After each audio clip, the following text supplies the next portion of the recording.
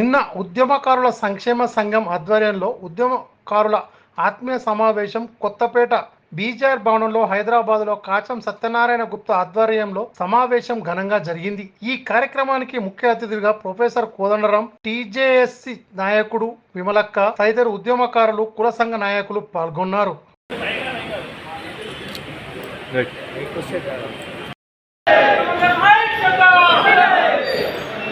ఎవరు కూడా సాధించినటువంటి పరిస్థితి, ఒక అభద్రతకు లోనైనటువంటి పరిస్థితిలో మరి మొక్కుమని ధైర్యంతో కోదండరాం గారు నేను ప్రజల కోసం పనిచేస్తున్నా, తెలంగాణ రాష్ట్రం కోసం పనిచేస్తున్నా, తెలంగాణ రాష్ట్ర ప్రజల ఆకాంక్షల కోసం పనిచేస్తున్నా కాబట్టి నాకేమైనా పర్లేదని చెప్పి మండిగా నిలబడినటువంటి వ్యక్తి కాబట్టి మరి మన ఆకాంక్షలు నెరవేర్చడంలో కీలకంగా పనిచేస్తున్నటువంటి బాధ్యత భుజస్కంధాలు ఉంది కాబట్టి ఇది ఒకటే సమస్య కాదు.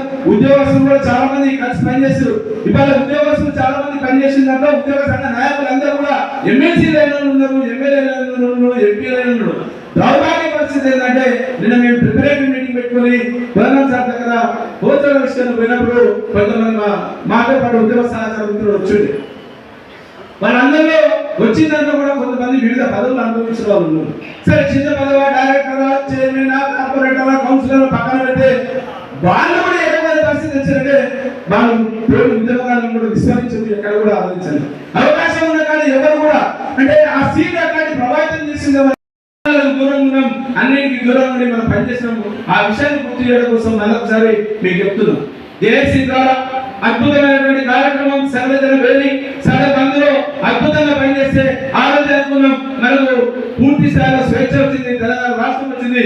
ఈ ఎవరు కూడా తెలంగాణ అంటే ఒక దిక్సూచిలా ఉంటుంది, తెలంగాణ రాష్ట్రాన్ని ఉపేతన భారతదేశ ముఖ చిత్రంలో ఉంటుందనే ఒక ఆలోచన ఉండే. కానీ దానికి బీటల వారి ఒక రకమైనటువంటి కొంత నిరాశ నిస్పృహలకు తోడైనటువంటి పరిస్థితి కాబట్టి మళ్ళీ ఒకసారి ఆ పరిస్థితి రావద్దు.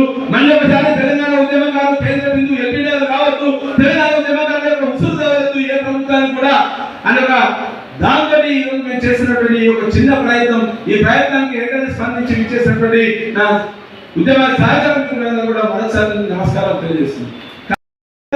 భారం ప్రభుత్వం మీద పడదు, దానికి బాధ్యత తీసుకొని జేఏసీ చైర్మన్ అనుకోండి, టీజేఎస్ ప్రెసిడెంట్ అనుకోండి, లేకపోతే తెలంగాణ సమాజానికి మరొక నాయకుడు పూర్తి స్థాయిలో ఉన్నాడు, తెలంగాణ ఉద్యమకారులకు అండగా ఉన్నటువంటి నాయకుడు ఉన్నారు కాబట్టి మీరు ఆ కీలకమైనటువంటి బాధ్యత తీసుకొని సంక్షేమ బోర్డు పెడతారా, ప్రభుత్వంతో ఏ రకమైన ఒప్పిస్తారో చూడాల్సినటువంటి బాధ్యత మీ భుజస్కంధాలకు ఉందని చెప్తూ ఈ అవకాశం కల్పించినటువంటి మా సంక్షేమ సంఘం ఖండిస్తున్నది. జర్నలిస్టుల పాత్ర ఎనలేనిది రాదు. తెలంగాణ ఉద్యోగంలో కీలకంగా పనిచేసాం. మరి పర్టికులర్ గా ఎల్బీ నగర్ లో ఈ రోజు ఒక 6 ఉద్యమంలో పనిచేసిన దాంట్లో జర్నలిస్టులు కనీసం ఒక 50 మంది 60 మంది జర్నలిస్ట్ పనిచేసారు.